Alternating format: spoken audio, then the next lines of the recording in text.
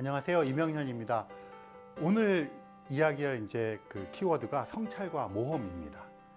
그 성찰, 그러니까 뭐 우리가 흔히 쓰는 단어고 우리가 마땅히 해야 될 거라고 하지만 잘 안 되는 것이 성찰 아닙니까? 이 성찰이라는 것은 그 삶의 태도를 바꾼다는 이야기잖아요. 삶의 태도를 바꾼다는 건 사실은 어떻게 보면 어떤 인생의 임계 국면을 지나는 거잖아요. 그러니까 질적으로 달라지는 걸 임계 국면이 바뀌었다고 얘기하는데, 뭐 그런 사건들이 일어날 때가 있잖아요. 내가 뭐 충격을 받거나 어떤 거에 영향을 받거나 또는 어떤 사건을 통해서 이제 뭐 결혼 같은 것도 마찬가지고요. 뭐 사람들과 사별하는 경우도 마찬가지고 뭐 여러 가지가 있을 거예요. 그런 임계 국면을 지날 때를 이제 우리가 그 성찰을 했다고 얘기를 하는데, 이 성찰이라는 것을 통해서 어떤 가치 같은 것들이 생겨나가는 거잖아요. 그래서 오늘은 그 이야기를 좀 해보겠습니다. 오늘도 그 성운 사진을 하나 가지고 왔는데요. 별들이 보이고요. 별들이 수없이 많이 찍혀 있죠. 그리고 붉은색을 보이는 성운이 가스입니다. 저기 이제 기체 성운이 보이고, 위쪽을 보시면 약간 푸른색의 그 성운도 보이잖아요. 붉은색과 푸른색을 나오는 것이 전부 다 기체들이고 성운인데, 어떤 원소로 이루어져 있느냐에 따라서 푸른색을 내기도 하고 붉은색을 내기도 합니다. 그거 생각해 보시면 되겠어요. 요즘도 그런 실험 하는지 모르겠습니다. 제가 어렸을 때는 그 알코올 램프라 그러죠. 거기다가 이제 어떤 원소들을 이렇게 막 태우면 뭐 푸른색 그 각각의 원소가 가지고 있는 특성에 따라서 스펙트럼이 나타나죠. 그 고유한 스펙트럼. 그래서 어떤 건 푸른색, 어떤 거는 붉은색. 마찬가지입니다. 이 성운이라 그러면 거창한 것 같지만 사실 성운을 이루고 있는 것들은 원소들이잖아요. 그럼 그 성운을 이루고 있는 원소의 많은 것을 차지하고 있는 것들이 빛을 낼 거 아니에요? 그러면 당연히 우리가 알코올 램프에서 이렇게 했던 것과 똑같은 그런 원소들의 빛이 납니다. 그래서 사실 별이나 천체들, 성운 같은 걸 보면서 우리가 저 성운에 어떤 원소들이 있고 저게 어쩌고 저쩌고를 지구에 앉아서 망원경을 보면서 할 수 있는 이유 중에 하나가, 지구상에서 있는 나트륨이나 우주 공간에 있는 나트륨이나 지구상에 있는 수소나 우주 공간에 떠도는 수소나 똑같은 수소고 똑같은 나트륨이에요. 그 말은 여기서 알코올 램프에다가 댔을 때 나오는 색깔이나 우주 공간에 있는 걸 망원경으로 관측했을 때 나오는 색깔이랑 똑같다는 얘기예요. 그러니까 거기에 있는 거를 분광기라 그러는데요. 그걸 가지고 마치 알코올 램프에다 하듯이 하는 식으로 색깔을 관측하면, 스펙트럼을 관측하면 거기에 뭐가 있는지를 가보지도 않고 우리는 알 수가 있는 거죠. 정말 대단하지 않습니까? 그래서 이 분광학이라고 하는 학문 분야가 있는데, 빛을 쪼갠다는 거예요. 스펙트럼 생각하시면 되고요. 이게 천문학에 도입이 되면서 우리가 어느 별에도 지금 달까지밖에 못 가봤잖아요, 인간은. 그리고 무인 탐사선이 착륙한 것도 뭐 화성에 겨우 이렇게 착륙을 했고, 실제로 뭐 멀리 간 보이저 홀 해봤자 명왕성 궤도에 한 4배 정도밖에 못 가고 있는데도 불구하고 저 안드로메다 은하에 있는 뭐가 어쩌고 저쩌고를 굉장히 사실적으로 얘기할 수 있는 이유 중에 하나가 받아온 빛을 분석을 해서 스펙트럼을 통해서 뭐가 있는지 알아낸 거거든요. 그래서 지금 이 그 성운 사진에서 보시는 것처럼 파란색을 내고 빨간색을 내는 저 색깔만 보고도 저 성운의 구성 성분이 뭐구나, 심지어는 몇 퍼센트, 이게 몇 퍼센트, 저게 몇 퍼센트까지 다 알아낼 수가 있어요. 그러니까 대단하지 않습니까? 그 별의 색깔 가지고도 알 수가 있어요. 이거 지금 사진을 보시면 별의 색깔을 자세히 들여다보시면 붉은색 별이 있고요, 푸른색 별이 있고요, 노란색 별이 있어요, 하얀색 별도 있고, 자세히 이렇게 그리고 실제로 밤하늘에도 그냥 언뜻 하늘을 이렇게 쳐다보시면 별이 몇 개 서면 안 보이고 다 하얗게 보여요.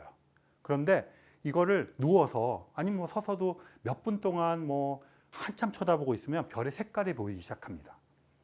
빨간 별, 노란 별, 파란 별, 하얀 별이 이제, 그런데 이 별들의 색깔이 별의 표면의 온도를 얘기해줘요. 그냥 색깔만 보고 몇 도인지 알아요. 그 스펙트럼 그것 때문에 그러거든요. 태양이 노랗게 보이잖아요, 낮에. 대략 한 5,500도 정도, 6,000도. 그러면 노랗게 보이는 별은 태양과 비슷하게 표면이 한 5,000도, 6,000도 정도 되는 별이에요. 그리고 파랗게 보이는 별은 뭐 10,000도, 15,000도 정도 되는 거고요. 붉은색 별은 한 3,000도 정도 돼요. 그러면 그냥 앉아서, 물론 스펙트럼을 찍어보면 더 정확하게 알겠지만 별의 색깔만 보고 온도를 얘기했어요. 그럼 별의 물리적인 특성을 얘기했다는 거잖아요. 이게 더 놀라운 것은 이 별의 색깔하고 별의 나이가 거의 일치를 해요. 파란색 별은 젊은 별이에요. 젊다 그러니까 굉장히 나이가 어리다고 생각하시지만 파랗게 보이는 별들은 나이가 100만 년에서 1000만 년 정도, 1억 년을 넘지 않아요. 그런데 노랗게 보이는 별들은 태양이 지금 50억 살이거든요. 그러니까 대략 태양 나이 정도 되는 별들. 붉은색 별은 늙은 별들이에요. 태양이 앞으로 지금 50억 살인데 한 40억 년이 더 지나서 90억 살쯤 되면 이제 적색 거성이라는 걸로 변해요. 색깔이 붉어지면서 커져요.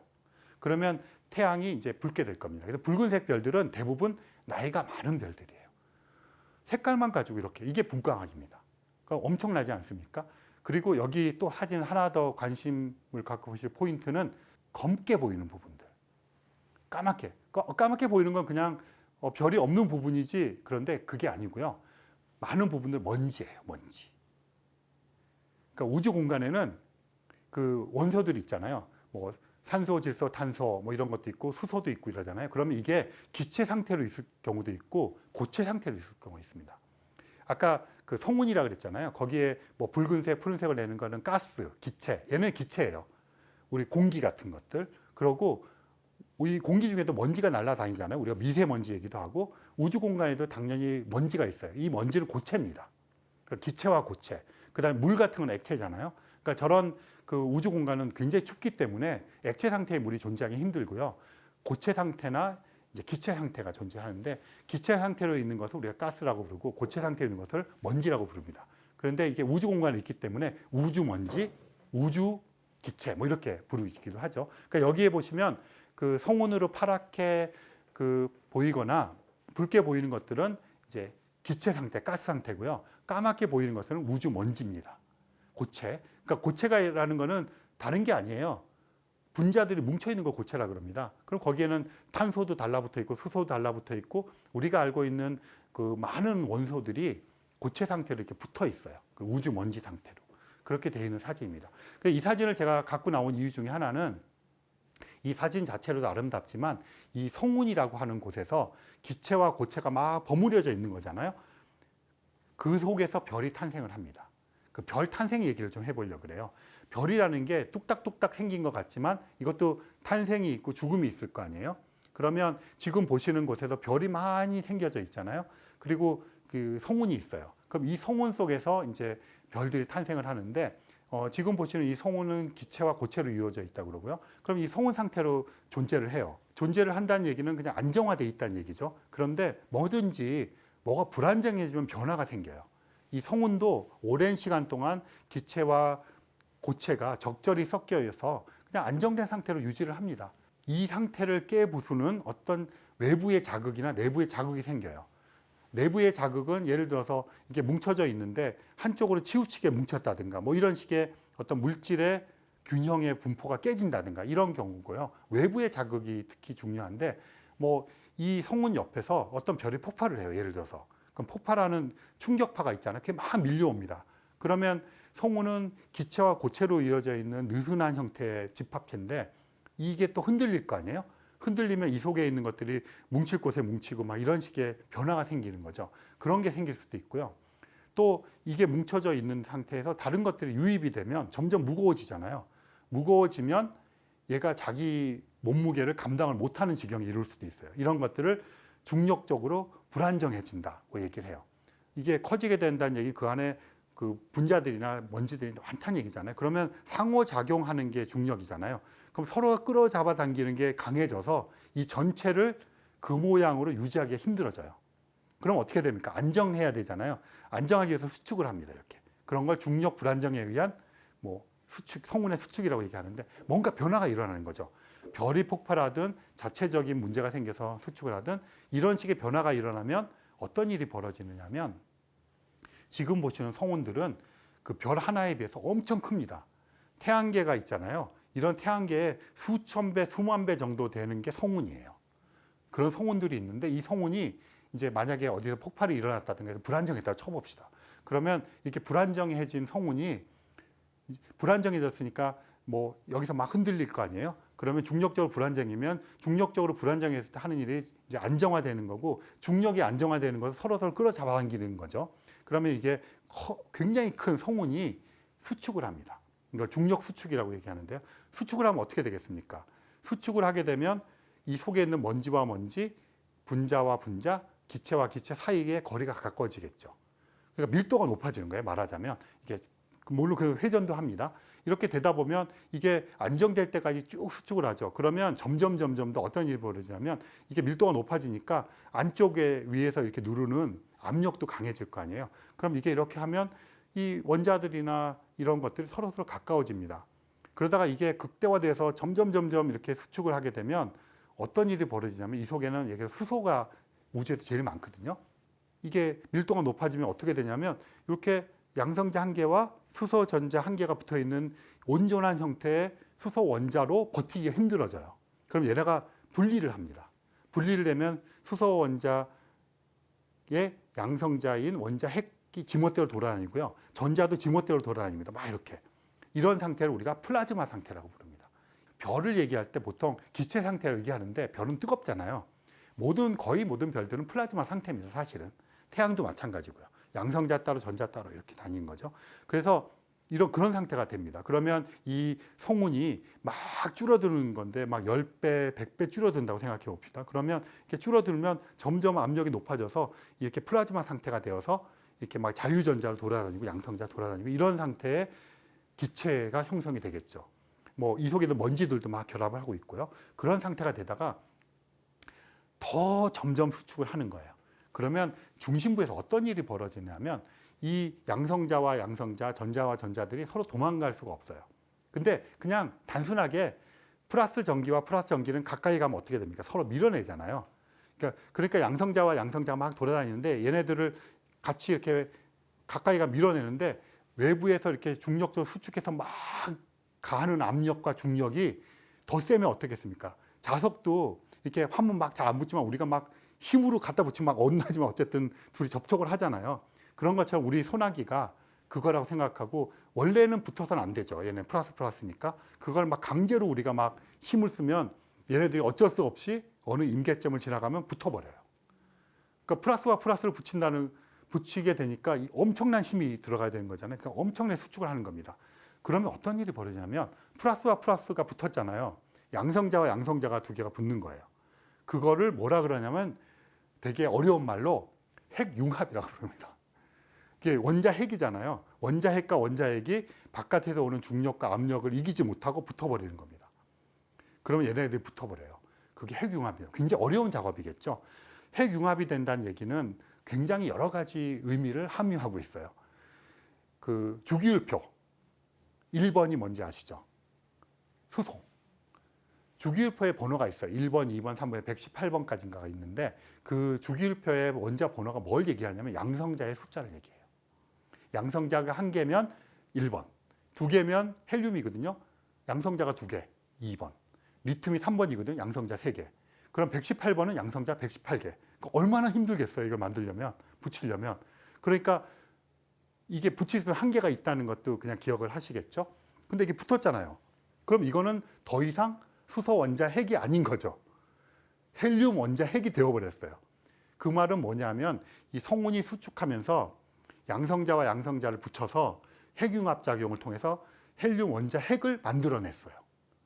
자연 상태에서는 절대로 붙지 않는 것을 억지로 붙였어요. 그러면 양성자 한 개 더하기 양성자 한 개는 양성자 두 개라는 등식이 성립하는데 사실은 여기에 우리가 한 일이 있죠. 얘네를 붙이기 위해서 일을 했어요. 그러면 양성자 한 개 더하기 양성자 한 개 더하기 붙이려고 애쓴 힘. 그럼 이쪽에도 양성자 한 개와 양성자가 붙어 있잖아요. 붙어 있게 했으니까 얘네 둘을 한 거는 나왔는데 애쓴 힘만큼이 이쪽에 뭔가가 더 붙어야 등식이 성립하죠. 이 등식이 성립하는 것을 에너지 보존 법칙 또는 질량 보존 법칙을 생각하는 거예요. 그러니까 이쪽에 애쓴 만큼을 이쪽에 보존을 해줘야 되는 거죠. 그러면 양성자 두 개가 붙어서 헬륨 원자 핵이 생겼어요. 그러면 나머지 여기에 애쓴 만큼이 변형된 것이 무엇일까? 이게 바로 빛이에요. 그래서 성운 상태에는 거기에 가스가 내는 이런 붉은색 이런 게 나오지만 우리가 별을 보고 있으면 태양도 그렇지만 별빛이 나오잖아요. 별이 밝게 빛나요. 그러면 저 빛이 다 어디서 나올까? 지금 말씀드린 이런 메커니즘으로 나오는 거예요. 이렇게 하면 애써서 붙였잖아요. 붙인 애쓴 만큼 그만큼이 빛 에너지로 변해서 빛이 나는 거예요. 그러면 이제 말을 정리해 보겠습니다. 성운이에요. 이건 별이 아니에요. 그런데 성운이 어떤 자극에 의해서 수축을 해가지고 가운데 밀도가 높아져서 더 이상 도망갈 수 없는 양성자들이 핵융합을 해서 다른 원소로 바뀌었어요. 그럼 그만큼 S만큼의 뭔가를 보존해야 줘야 되는데 그게 빛으로 바뀌면서 탁 생겨날 거 아니에요. 그 생겨나는 순간을 우리가 별이 탄생했다고 얘기해요. 그러니까 별의 탄생의 시점은 핵융합 작용을 통해서 그만큼의 것이 에너지로 나오는데 빛 에너지로 바뀐 상태. 그러면 거기서부터 별이에요. 이제 그리고 그러면 별이 죽으면 뭘까요? 가지고 있는 이런 핵융합 작용을 다 해서 더 이상 핵융합 작용을 못 해요. 그러면 별빛을 더 이상 못 내겠죠. 그럼 빛이 더 이상 안 나와요. 그럼 별이 죽었다고 얘기하는 겁니다.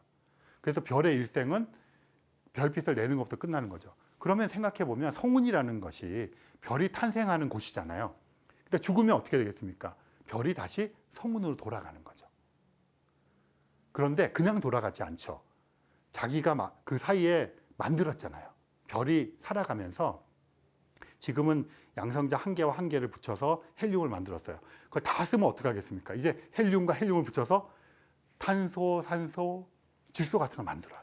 그리고 죽어요. 죽을 때는 이제 큰 별은 폭발을 하고요. 작은 별은 해체가 됩니다. 그러면 이게 성운으로 흩뿌려져요. 그럼 성운으로 가면 이 별이 일생을 살면서 만들었던 산소, 질소, 탄소 이런 것들이 성운으로 돌아갑니다. 그리고 그 상태로 있어요. 그러면 이 성운이 또 어느 시점에 다시 자극을 받아서 또 뭉쳐서 또 별이 돼요. 그럼 이 별은 또 만들겠죠. 그리고 죽어요. 그러면 또 뿌리겠죠. 그러면 어떻게 되겠습니까? 1세대별, 2세대별, 3세대별이 지날수록 산소, 질소, 탄소의 함량이 상대적인 비율이 수소에 비해서 수소는 자꾸 쓰니까 없어지고 나머지는 점점 생기는 거잖아요. 풍부해지는 거죠. 우리가 살고 있는 태양계는 태양이라는 별이 생긴 우리 태양계는 3세대나 4세대 별이에요. 태양의 할머니의 할머니가 살고 죽고 살고 죽고를 지금처럼 한 거죠. 그렇게 되니까 태양계는 생길 때부터 산소, 질소, 탄소, 황인 뭐 이런 원소들이 굉장히 많은 거죠. 지구에도 지구에서 그런 걸 만든 게 아니고요. 저 별 속에서 옛날에 생겨난 별 속에서 만들어 놓은 산소, 질소, 탄소 이런 것들이 풍부한, 그리고 이런 것들은 주로 먼지의 형태로 존재를 해요. 그런 것들로부터 지구가 만들어졌고 지구에 있는 생명체 같은 것들은 다 그것으로부터 만들어진 거죠. 지구에 만든 게 아니라. 그렇게 별이 이렇게 일생을 살면서 만들어낼 수 있는 원소가 한계가 있어요. 제일 끝까지 만들 수 있는 게 철이에요. 철. 철까지는 만들 수가 있는데 그 이상은 양성자를 더 붙여야 되잖아요. 그러니까 별의 크기에 따라서 큰 별은, 무거운 별은 더 많은 양성자를 붙일 때까지 핵융합 작용을 해요. 그 말은 일생을 살면서 더 많은 원소, 무거운 원소를 만든다는 얘기잖아요. 그런데 태양 같은 별은 우주 전체적으로 보면 조금 작은 별이에요. 평균에서부터 약간. 그러니까 만들어낼 수 있는 게 기껏해야 산소, 질소, 탄소 정도 만들고 죽어요. 그러면 우리 태양계에는 지금 알루미늄도 있고 철도 있고 막 이런 게 있잖아요. 텅스텐, 마그네슘, 금운동 그런 거는 태양 같은 별은 죽었다 깨어나서 못 만들어요. 이 자체가. 그런데 태양보다 훨씬 무거운 별들은 그걸 만들겠죠. 그래서 그래봤자 철까지밖에 못 만들어요. 그러면 우리가 알고 있는 금운동 같은 금속들은 다 어디서 만드냐 하면 태양보다 한 10배 뭐 이 정도 좀 충분히 무거운 별들은 엄청 크잖아요. 그러니까 이 핵융합 작용을 엄청 시킬 수 있는데 그렇게 시키고 나서도 이건 크기 때문에 자체가 엄청 불안정해져요. 그러니까 죽을 때 폭발을 해버려요. 태양이란 별은 죽을 때 폭발도 못해요. 너무 작아서 해체가 되어요. 근데 태양보다 무거운 이런 별들은 폭발하거든요. 근데 폭발을 할 때 엄청나게 강력한 폭발을 해요. 이런 걸 우리가 초신성 폭발이라고 불러요. 그럼 초신성 폭발을 하면 이 초신성이라는 별이 밝기가 폭발하면 한 2주에서 한 달 정도를 정말 극대화돼서 밝기가 밝아지는데 1000억 배가 밝아져요. 자기 원래 밝기에. 1000억 배라 그러면 이게 어떤 숫자냐면요. 우리가 살고 있는 태양계가 있잖아요. 우리가 살고 있는 이 태양계 같은 것들이 수천억 개가 모인 걸 우리 은하라고 하는 집단이에요. 그러면 어떤 은하에서 초신성이 하나 폭발하면 전체 은하 밝기가 맞먹는다는 거죠. 그걸 2주에서 한 달 유지하니까 엄청난 폭발이죠. 그래서 사실 처음에 제가 어떤 성운이 있을 때 이 성운을 자극하는 게 있다 그랬잖아요. 초신성 폭발이 그런 거예요. 가까운 초신성 폭발하면 이 자극이 얼마나 크겠습니까? 그러니까 이걸 불안정하게 해서 별을 만들게 하는 거죠. 근데 이 초신성이 폭발하면 순간적으로 온도와 밀도가 엄청나게 높아질 거 아니에요. 그런다는 얘기는 그 엄청나게 순간적으로 높아진 온도와 밀도로 이걸 확 해서 양성자를 막 붙이는 거예요. 그럼 양성자 개수가 많은 원소들을 순간적으로 만들 수가 있겠죠. 요약을 하면 수소 같은 것들은 우주 공간에서 생겨나고요. 이 그 산소, 질소, 탄소, 황인 뭐 이런 것들하고 철까지는 그 별의 내부에서 생깁니다. 그리고 성운은 흩뿌려질 때 얘네들이 주로 고체 상태의 먼지로 흩뿌려지고요. 금속들은, 대부분의 금속들은 별에서 생기지 못하고 초신성 폭발하는 순간에 생겨납니다. 우리 태양계는 앞선 태양의 할머니는 평범한 별이 살다 죽은 것도 있지만 초신성 폭발을 여러 번 한 거죠. 그렇기 때문에 우리가 태어난 태양계에는 금속도 되게 많아서 우리가 금 캐가지고 뭐 돌반지도 하고 막 이러는 겁니다. 네, 성운 사진 한 장 더 보여드릴 텐데 이런 것도 마찬가지입니다. 여러 가지 이런 성운들의 모습이 보이고요.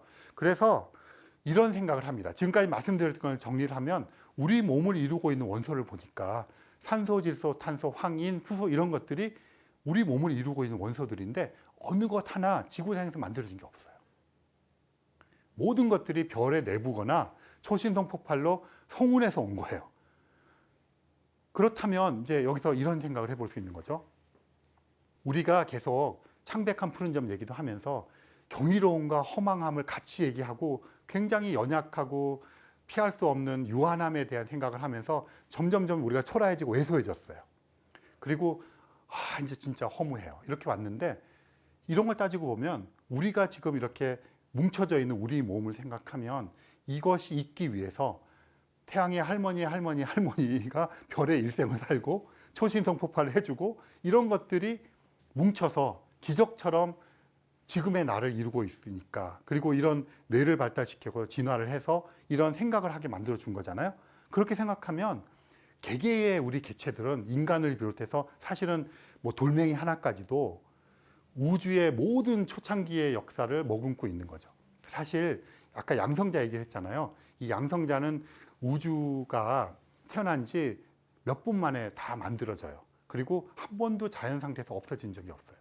그러면 우리가 물을 마신다 그러면 H2O잖아요. 그 H의 중심에 있는 양성자 원자핵은 138억 년 전에 만들어진 게 지금 계속 재활용이 되고 있는 거고요. 산소, 질소, 탄소 이런 것도 태양의 할머니 별에서 만들어진 거를 인위적으로 막 깨트리지 않는 한, 이게 가속기 같은 거에서 충돌시키지 않는 한 안 깨지거든요.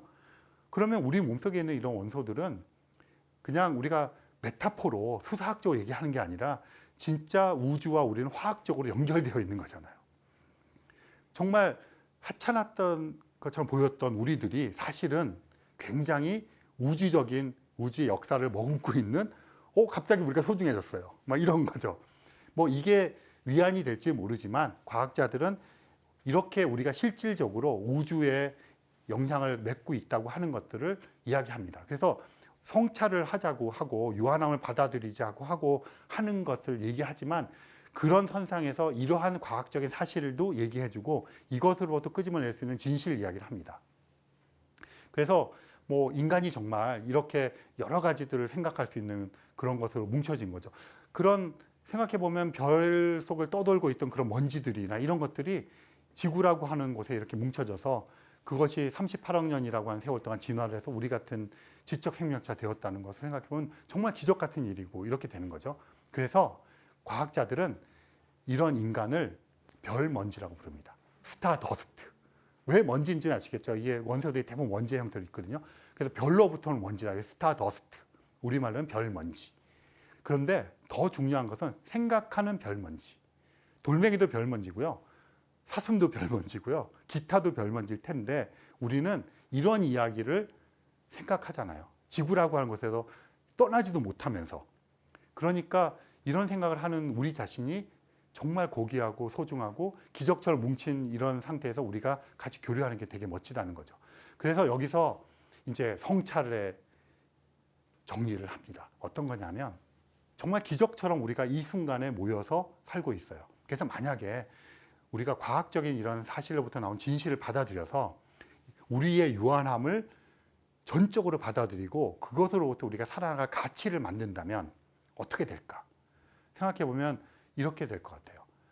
광활한 우주에서 우리는 굉장히 짧은 시간을 살지만 이 광활한 우주의 역사를 머금고 있어요.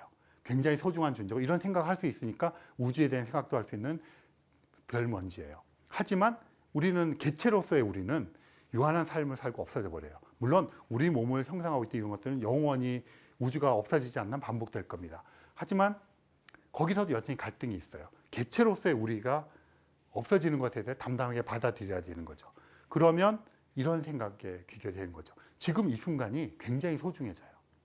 기적처럼 뭉쳐져 있고 이런 소통을 할 수 있는 지금의 순간. 그러면 내세보다 과거에 있었던 과거지사보다 지금 이 순간을 어떻게 주변에 있는 사람들과 잘 행복하게 멋지게 의미 있게 살아낼 것인가가 첫 번째 가치로 등장할 수 있다는 거죠. 그러면 싸움보다는 더불어서 뭘 하는 것, 각자 하기보다는 협력을 하고 전쟁을 하기보다는 평화를, 이런 식의 가치로 바뀌어 갈 수 있다는 거죠. 그러면 지금 말씀드린 쭉 내려오는 과학적 사실로부터 오는 진실을 바탕으로 해서 이런 성찰을 하게 되면 지금 말씀드린 것 같은 삶의 가치를 만들어 나갈 수 있고, 그러면 우리가 조금 더 잘 살고 행복하게 살 수 있는 일이 열리고요. 거기에는 기본적으로 서로에 대한 연민이 깔려 있습니다. 너나 나나 없어져서 다시 별먼지로 돌아갈 유한한 존재고, 그런 연민이 깔려 있는 거죠. 그러니까 사람을 대할 때, 어떤 사람을 대할 때 우리가 연민이란 감정을 가지고 대할 때 훨씬 더 너그러질 수 있고 동병상련이 있고 이런 거잖아요. 그것으로 바탕하면 또 자연스럽게 그 트랙을 따라가면 나눠주고 협동하고 좀 나눠 갖고 때리기보다는 쓰다듬고 전쟁보다는 평화를 해서 협상을 하고 이런 게 되지 않습니까? 그래서 이런 가치를 성찰을 통해서 찾아내자고 하는 거죠. 그러면 조금 더 마음의 근력, 과학적인 이런 사고의 근력을 키워나가는데 도움이 될 거라고 생각을 하죠.